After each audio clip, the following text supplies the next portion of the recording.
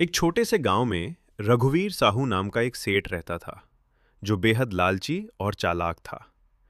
वो गरीब किसानों को मीठी मीठी बातें करके अपने खेतों में काम करने के लिए ठेके पर रखता और बाद में तरह तरह की शर्तें लगाकर उनकी जमीन और मेहनत पर कब्जा कर लेता। एक दिन वो अपने साथी भोला राम से कह रहा था। देखो बोलाराम, ये गरीब किसान भी बड़े अजीब होते हैं। दिन रात जानवरों की तरह मेहनत करते हैं और बदले में दो वक्त की रोटी के लिए तरसते हैं। और मैं बस बैठकर हुक्म चलाता हूँ और सारी फसल मेरी हो जाती है। सही कहा मालिक। पूरे गांव पर आपका ही राज है। आपकी मर्जी के बिना यहाँ एक पत्ता भी नहीं हिलता। इन अनपढ़ गांव वालों को मैं ऐसी शर्तों में फंसा देता हूँ कि मेहनत ये करते हैं और फायदा मैं उठाता हूँ।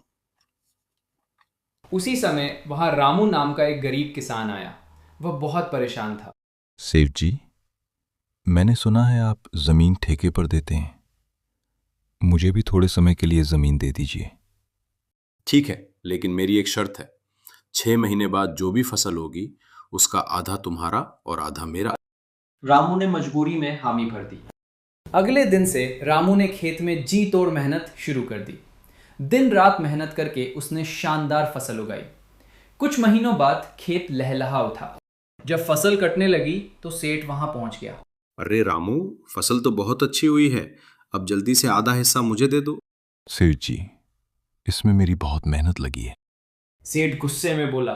जमीन मेरी है, मेहनत कोई भी करे, हक मेरा है। और वो ज्यादातर फसल ले गया। रामू के हिस्से में बस थोड़ी सी बची। रामू दुखी होकर भगवान से प्रार्थना करने लगा। कुछ समय बाद उसका बेटा अरुण, जो शहर पढ़ने गया था, वापस गांव आया। उसने गांव की हालत देखी और पिता से पूछा। पिताजी, ये सब क्या हो रहा है? बेटा, यहाँ किसानों की यही किस्मत है। अरुण को बहुत गुस्सा आया। अब यह अन्याय नहीं चलेगा। इस बार मैं खेती करूंगा। अगले दिन अरुण सेठ के पास गया। सेठ जी, इस बार मैं आपकी जमीन पर खेती करना चाहता हूँ। ठीक है, लेकिन इस बार शर्त यह है, फसल का ऊपर वाला हिस्सा मेरा और नीचे वाला तुम्हारा। अरुण ने मुस्कुराकर कहा। मंजूर है। उसने इस बार गाजर की खेती की। जब फसल तैयार हुई, सेठ आया। अरुण बोला।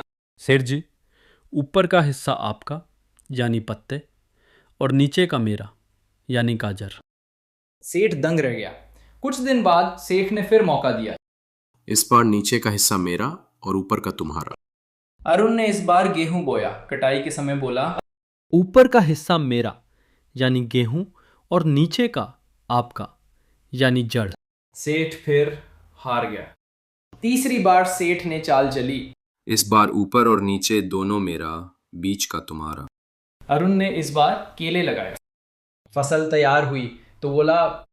सेठ जी, ऊपर और नीचे आपका और बीच का मेरा यानी केला। अब सेठ पूरी तरह समझ गया कि उसकी चालाकी उसी पर भारी पड़ रही है। वह शर्मिंदा होकर बोला। बेटा, मैंने बहुत गलत किया, गरीबों का हक छीना, लेकिन तुमने मेरी आंखें खोल दी। अब मैं सबकी जमीन वापस करूंगा और मेहनत का सही दाम दूंगा।